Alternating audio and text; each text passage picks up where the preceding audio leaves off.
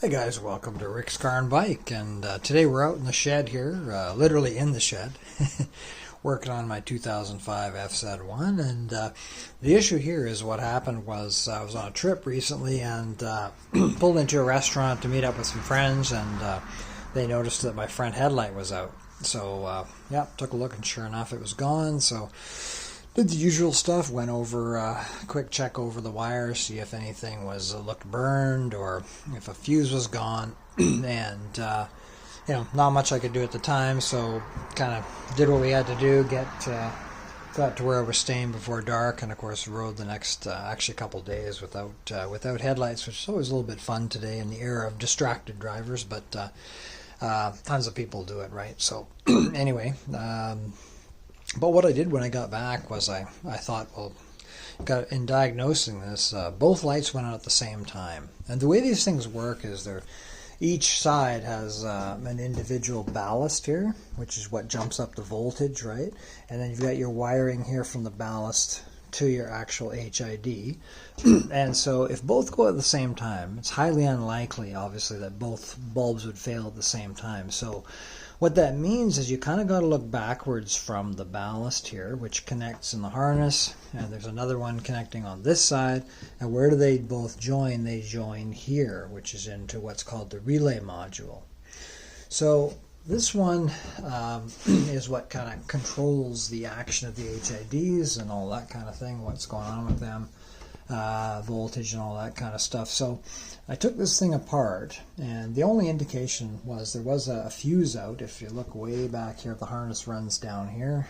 On this side ends up here. There's the positive where it connects, and this fuse is just for the HIDs. So what I did was I checked that, and it had popped, right? So I knew there was definitely a problem in the system. So going back to the relay module, once I replaced that fuse, I took this thing apart, and there you go. The actual power input here into the relay module is nicely fried. So looking on that side too, you can see where the burn section is, and it makes sense again that this would fail because they do have a number of relays within this box, as well as a chipboard, etc. So over time, it makes sense that that kind of stuff fails. I mean, they're positioned right here over the engine where there's tons of engine heat as well, which doesn't help the issue any. I imagine you could mount this somewhere else. I'm not sure why the previous owner mounted it here. He was the one who installed it. I mean, it makes sense that this might be over here where you're going to get more airflow than right on top of the engine underneath the gas tank, but hey, that's the way it goes. So what I'm going to do today is I'm just going to be replacing this relay module with this new piece over here. The good news about these things, here's the new piece, ordered off Amazon. The good news about them is they're cheap. That's like 20 bucks, right? So, I don't expect this is going to last me 10 years or anything, but heck, for if you get 5 years out of one of these, or 4 or 5 years for 20 bucks, that's pretty damn good. So we're going to work on that today, get that done, and as I go through and do that, I'll just perhaps get back on here and point out some other things to you. But these systems are not that bad. Once you sort of understand how they all go together, they're actually fairly simple. And so we're going to get to work on this, and we'll catch up to you. Okay, so here we are. We got the HID, the new lights installed, and also the new relay module right here that I put in. Of course, you got to kind of bundle up the wires a bit because they give you too much because it's for a car, and you have to run it all the way to the passenger side, for example, or if your battery's on the passenger side, all the way to the driver's side. So they give you lots of extra wiring for a car, but of course for a bike you don't need it. So what I did was originally I had a switch in here, and I decided just to get rid of the switch because I want the lights coming on right away.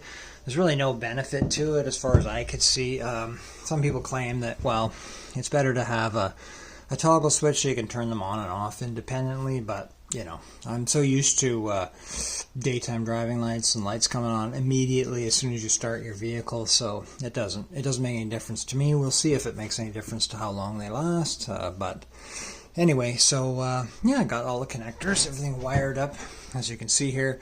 This is H4 system, so once you connect everything here, it's just a matter of pretty much plug and play. It's pretty simple. The only thing I did have to do was to extend the power wire, because the power wires comes out here.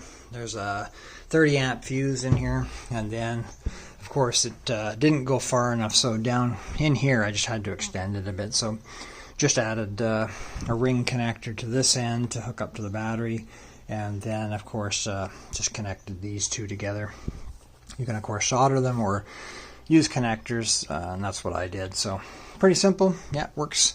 Everything is rolling along. So turn on the ignition, and you do that, you get the lights firing up right away.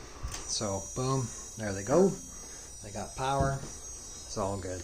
High beams are working fine, and lights are not green, but for some reason it looks greenish from this angle. But anyway, we'll give them a try. Maybe tonight go out for a ride where it's dark and just kind of see how they are compared with the old ones. The old ones were still good, but they'd been in the bike for at least 5 years. I've had it 5 years, so. And the previous owner, I'm not sure how long he had them for. So when I pulled the bulbs, they were looking a little bit used and abused. You could tell that the actual glass itself of the bulb was a little bit cloudy. So, these days these things are really inexpensive. So for 25, 30 bucks, get yourself a pair of new bulbs, and they're going to be about as good as they can be at the beginning of their life. But anyway, bike's getting up there. We got about I think I'm getting close to 90,000 kilometers on this one now, but it's running great. Of course, I did the carb rebuild and everything on this one, so it's running awesome, and looking forward to more good long trips on this one coming up in the next little bit. So anyway, hope that helped somebody out there. Fire off any questions, or if you have any ideas about that question of installing another relay, so you can put a switch in if that's something you've done, and you want to share that with somebody, please go ahead and do that. Anyway, okay, take care for now. Thanks.